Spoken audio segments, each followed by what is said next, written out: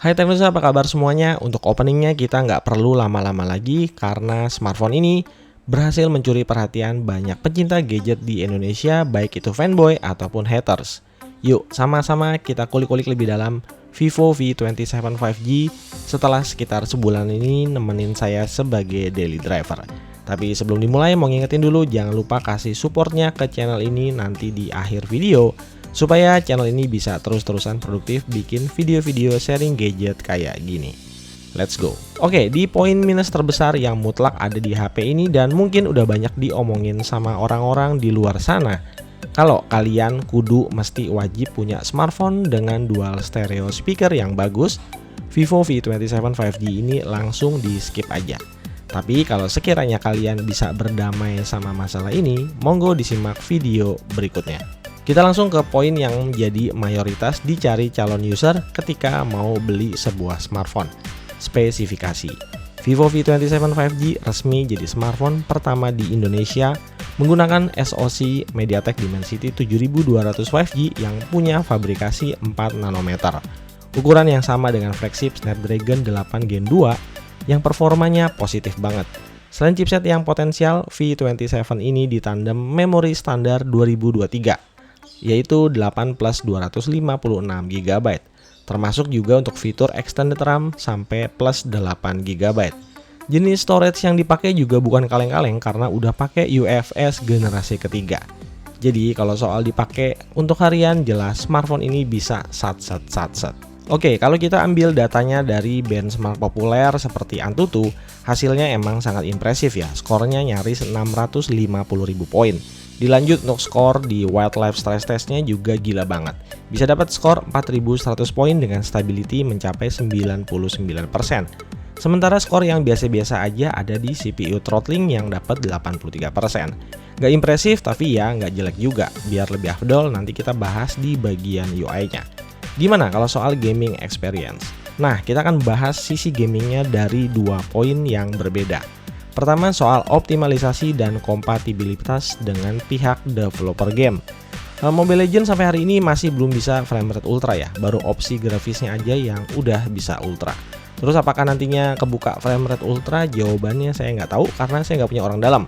Nah, buat yang mengeluhkan adanya frame drop parah di Mobile Legends, saran saya sih diupdate aja ke software terbaru ya, supaya masalah laggingnya beres.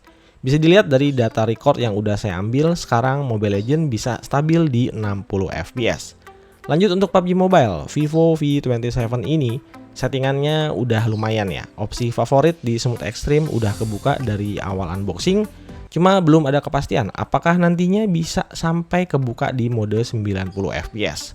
Untuk masalah gameplaynya juga relatif aman, suhunya adem dan bisa dapat rata-rata 55 fps. Sampai di Genshin Impact sekalipun, walaupun budinya kelewat tipis, dia bisa tetap perform cukup baik ya, selama kita taruhnya di posisi grafis low aja. Rata-rata FPS-nya bisa dapat nyaris di angka 50 FPS. Sementara kalau mau di-push lagi pakai grafis medium, FPS rata-ratanya bisa dapat di 40 FPS. Main Genshin Impact selama hampir 3 jam nonstop via koneksi WiFi, baterainya berkurang 56% dan nggak ada tuh gejala overheat sama sekali. Suhunya masih kejaga antara 41 sampai 42 derajat Celcius di suhu ruangan tanpa AC. So, sekali lagi ini membuktikan pemilihan Dimensity 7200 dengan cooling system ala Vivo berhasil bikin smartphone ini perform buat diajak kerja berat namun tetap efisien. Nanti kita bakal review ulang ketika smartphone ini udah masuk 3 bulanan. Tujuannya supaya bisa tahu apa aja yang update di Vivo V27 5G ini. Makanya jangan lupa subscribe dan nyalain notifikasinya biar nggak ketinggalan. Oke, kedepannya kayaknya Dimensity 7200 ini bisa secerah Dimensity 8100 Ultra. Apalagi daya tahan baterainya juga nggak masuk akal. Bayangin aja dengan baterai yang cuma 4600 mAh, Vivo V27 5G ini bertahan nyaris 1 hari full dalam sekali charge doang. SOT yang bisa didapat sekitar 7 jam dan itu udah termasuk main game skala medium dengan sisa baterai masih ada di 12%. Jadi baterainya ini berasa kayak 5000 mAh. Urusan ngecharge-nya juga nggak usah pusing, udah disediain charger flash charge 80 watt yang bisa ngisi baterai penuh hanya dalam waktu 40 menitan aja. Oke, di HP ini sebenarnya Vantage OS-nya cukup menyenangkan ya. Aplikasi bloatware bawaannya bisa dihapus, nggak ada iklan, dan punya style UI yang relatif clean and dinamis. Jadi overall cukup friendly buat yang baru pertama kali nyobain. Cuma kalau boleh jujur, Vantage OS ini fiturnya belum selengkap UI dari brand lain. Bahkan nih kalau kita bandingin sama UI dari BBK Group, kayak Color OS atau Realme UI, Vantage OS ini menurut saya masih ada di bawah dua UI yang tadi saya sebutin soal poin kekayaan fitur. Sisi positifnya dari pertama kali rilis, Vantage OS ini rajin banget dikasih software update tiap bulan. Saya tuh hampir lupa udah berapa kali saking seringnya dikasih. Dan ini tuh kebanyakan fokus changelognya adalah peningkatan stability, performa, dan juga kamera. Untuk jaminan OS-nya sendiri, dia dijanjiin sama pihak Vivo-nya 2 kali OS update start dari Android 13, jadi usernya masih bisa napas panjang sampai nanti di Android 15. Untuk feels di pemakaian, performa komputasinya udah mirip banget flagship level, di mana aktivitas navigasi serta pindah-pindah antar aplikasi semuanya bisa gesit sat-sat. Meskipun bukan tanpa catatan. Pertama, nggak semua aplikasi third party kayak misalnya YouTube dan TikTok bisa langsung jalan di refresh rate 120 Hz. Jadi harus pakai mode refresh rate high, terus apps-nya dicentang secara manual. Jadi di sini perlu sedikit usaha lebih aja.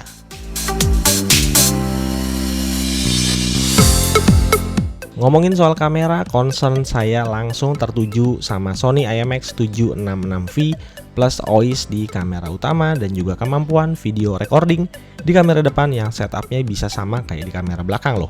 Support Full HD 60fps dan 4K 30fps dengan autofocus. Untuk aura lightingnya jujur aja ya, saya nggak tertarik dan nggak pernah kepake di keseharian kecuali untuk dijadiin center. Jadi sorry, di skip aja. Nah, secara overall kamera Vivo V27 5G ini bisa secara instan kasih hasil jepretan foto yang matang dan siap diposting ke sosial media. Cuma perlu pakai mode auto aja dan nggak perlu capek diedit sana sini. Semakin kesini juga setelah beberapa kali dapat update software, terasa banget kalau processing kameranya udah jauh lebih stabil.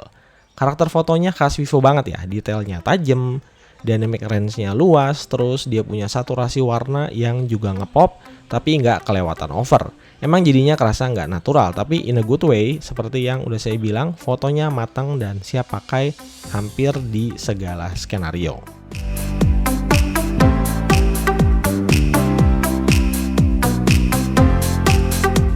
Yang menarik, Vivo V27 bukan cuma kamera belakang, tapi kamera depan. Dengan resolusi 50 megapiksel plus punya fitur autofocus, di sini Vivo makin negesin kalau kamera selfie di V series jadi salah satu yang terbaik di kelasnya saat ini. Hasil fotonya tajam, fokusnya on point, dynamic range-nya ngangkat, dan mode portraitnya itu rapih banget. Sayang banget untuk kualitas kamera ultrawide-nya masih mediocre. Resolusi yang dikasih cuma 8 megapiksel, jadi nggak terlalu istimewa juga. Sekedar sosmedan aja sih cukup, tapi untuk sesuatu yang lebih serius kayaknya sih belum proper ya. Setelah software kameranya dikasih beberapa kali update, hasil lowlight fotografinya juga makin kesini udah makin baik. Night mode-nya sekarang udah nggak terlalu lebay, ngebikin langit di malam hari jadi terang benderang. Sekarang nih aura malamnya jadi lebih berasa natural dengan tetap mempertahankan detail yang tajam dan juga noise yang minim. Secara overall menurut saya lowlight fotografinya udah berada di flagship level. Oke, tentu aja Vivo V27 5G ini nggak cuma bagus untuk foto, tapi bagus juga untuk video. So far selama saya pakai, videonya relatif stabil, detailnya tajam, dan dynamic range-nya udah pasti bagus. Simak beberapa contoh hasil footage videonya.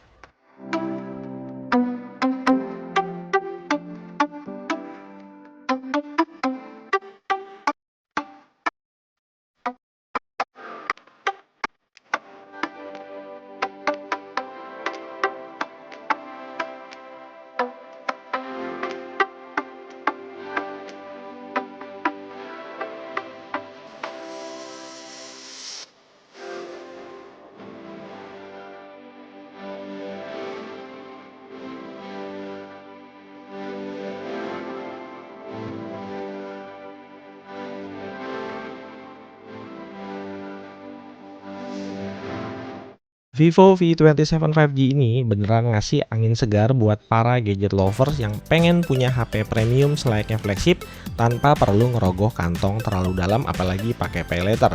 Punya bodi yang super tipis dengan back cover berbahan kaca yang finishingnya dibikin matte supaya nggak gampang nempelin sidik jari. HP ini juga punya proteksi IP54 buat jaga-jaga kalau kena percikan atau ketumpahan air. Saya yakin banget kalau mayoritas orang yang pegang smartphone ini bakalan cukup impresif sama handlingnya yang terasa begitu tipis, begitu ringan sekaligus bikin jantung was-was. Takut nggak sengaja jatuh dari genggaman tangan. So biar aman pastiin selalu pakein case. Bagian layar Vivo V27 emang tampil stand out dengan bezelnya yang setipis HP flagship belasan juta. Terus dia juga punya layar AMOLED melengkung beresolusi Full HD+. Selain udah support video HDR10+, kedalaman layar di Vivo V27 ini udah 10-bit color atau setara dengan 1 miliar warna. So kalau untuk menghandle urusan visual dan mata di layar, V27 ini udah proper banget. Ada dua catatan penting yang perlu dikasih tahu. Pertama, reproduksi warnanya menurut saya agak sedikit oversaturated. Di kondisi kayak gini, beberapa warna-warnanya itu terlalu genjreng dan di beberapa sikon malah justru bikin konten yang disajiin malah nggak nyaman untuk dilihat mata dalam jangka waktu panjang.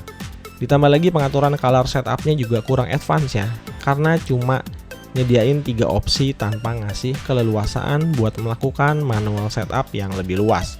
So pastiin aja kalian matiin fitur visual enhancement supaya efek boostingan warnanya bisa diminimalisir.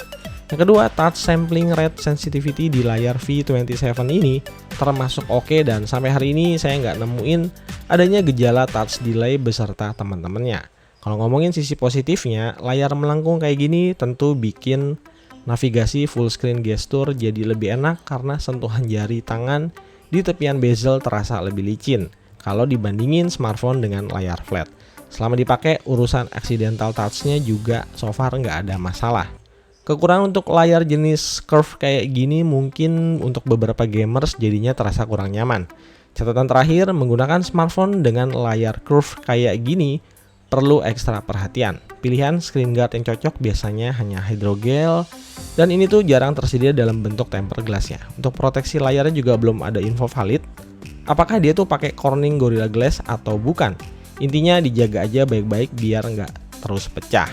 Walaupun sebenarnya harga spare partnya masih relatif terjangkau ya. Lebih mahal 200 ribuan aja dari Galaxy A54. Kesimpulannya dari pengalaman yang saya dapetin, Vivo V27 5G ini punya banyak kelebihan yang bikin smartphone ini layak dimasukin ke dalam wishlist pembelian dan bisa jadi kompetitor yang kuat banget buat smartphone lain di kelas harga 5-6 jutaan. So far saya ngerasa cukup puas sama experience yang dikasih smartphone ini dan semoga aja pihak Vivo bisa terus-menerus kasih software update berkala supaya potensi dan optimalisasi dari smartphone ini bisa lebih baik lagi. Oke, segini dulu aja video curhatan saya soal V27 5G. Jangan lupa subscribe dan nyalain loncengnya karena ke depan kita masih akan banyak bermain sama smartphone dari Vivo yang satu ini. Hai, Teng Nusa pamit and stay out. Yo.